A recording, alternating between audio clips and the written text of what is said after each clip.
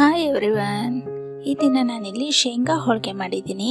ಹೇಗೆ ಮಾಡೋದು ಅಂತ ಹೇಳ್ತೀನಿ ನೋಡಿ ಬನ್ನಿ. ಶೇಂಗಾ ಹೋಳಿಗೆಗೆ ನಾನಿಲ್ಲಿ 1 ಕಪ್ಪಷ್ಟು ಮೈದಾ ಹಿಟ್ಟು ತೊಗೊಂಡಿದ್ದೀನಿ ನೋಡಿ. 1 ಕಪ್ಪಷ್ಟು ಮೈದಾ ಹಿಟ್ಟು, 1/4 ಕಪ್ಪಷ್ಟು ಚಿರೋಟಿ ರವೆ, ಸ್ವಲ್ಪ ಉಪ್ಪು, ಹಾಗೆ ಬಿಸಿ ಎಣ್ಣೆ 2 ಚಮಚದಷ್ಟು ನೋಡಿ. ಹಿಟ್ಟನ್ನು ಚೆನ್ನಾಗಿ ಕಲಿಸ್ಕೋಬೇಕು. ಸ್ವಲ್ಪ ನೀರು ಹಾಕಿ ಹಿಟ್ಟನ್ನು ಕಲಿಸ್ಕೋಬೇಕು. ಹಾಗೆ ಇದು 1 ಗಂಟೆಗಳ ಕಾಲ ಹಾಗೆ ಮುಚ್ಚಿಡಬೇಕು.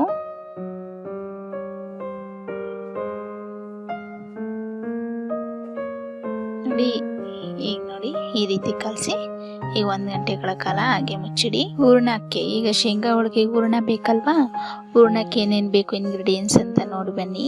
ನೋಡಿ, ಇಲ್ಲಿ ನಾನು ಬಿಳಿ ಎಳ್ಳು 1 ಚಮಚದಷ್ಟು ಬಿಳಿ ಎಳ್ಳು ತಗೊಂಡಿದ್ದೀನಿ.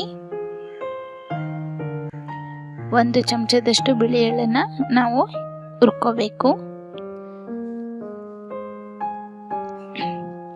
ಅದು ಸ್ವಲ್ಪ ಚಟಪಟ ಅಂದಮೇಲೆ ತೆಗಿಬೇಕು. ಹಾಗೆ ಗಸಗಸೆನ ತಗೊಂಡಿದ್ದೀನಿ.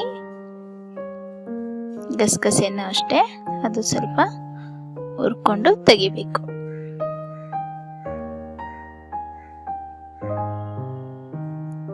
ನೋಡಿ, ಇದು ಒಂದು ಮಿಕ್ಸಿ ಜಾರಲ್ಲಿ ಹಾಕೊಳ್ತಾ ಇದ್ದೀನಿ. ಹಾಗೆ ಶೇಂಗಾ, ಕಡಲೆ ಬೀಜ, ನಾನು ಕಡಲೆ ಬೀಜ 2 ಕಪ್ಪಷ್ಟು ಕಡಲೆ ಬೀಜನ ತಗೊಂಡಿದ್ದೀನಿ.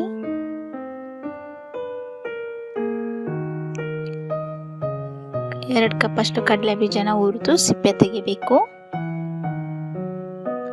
ಹಾಗೆ 1.5 ಕಪ್ಪಷ್ಟು ಬೆಲ್ಲ. 2 ಕಪ್ ಶೇಂಗಾ ಬೀಜ ತೊಗೊಂಡ್ರೆ, ಕಡಲೆ ಬೀಜ ತೊಗೊಂಡ್ರೆ 1.5 ಕಪ್ಪಷ್ಟು ಬೆಲ್ಲನ ಪುಡಿ ಮಾಡ್ಕೋಬೇಕು. ಎಲ್ಲವನ್ನು ನಾವು ಪುಡಿ ಮಾಡ್ಕೋಬೇಕು. ಇದಕ್ಕೆ 3 ಏಲಕ್ಕಿ ಹಾಗೂ 3 ಲವಂಗ ಹಾಕೊಂಡಿದ್ದೀನಿ ನೋಡಿ. ಈಗೆಲ್ಲ ಇದನ್ನ ಚೆನ್ನಾಗಿ ಪುಡಿ ಮಾಡ್ಕೊಂಡಿದ್ದೀನಿ. ಈ ರೀತಿ ಚೆನ್ನಾಗಿ ಪುಡಿ ಮಾಡ್ಕೋಬೇಕು. ಈಗ ಇದಕ್ಕೆ ಸ್ವಲ್ಪ ನೀರು ಚಿಮ್ಕಿಸಿ ಹಾಗೆ ಲಾಡು ಥರ ಕಟ್ಟಬೇಕು. ಹೂರಣನ ರೌಂಡ್ ಶೇಪ್ ಆಗಿ ಮಾಡ್ಕೋಬೇಕು. ರೌಂಡ್ ಉಂಡೆ ಥರ ರೌಂಡ್ ಮಾಡ್ಕೊಂಡಿದ್ದೀನಿ.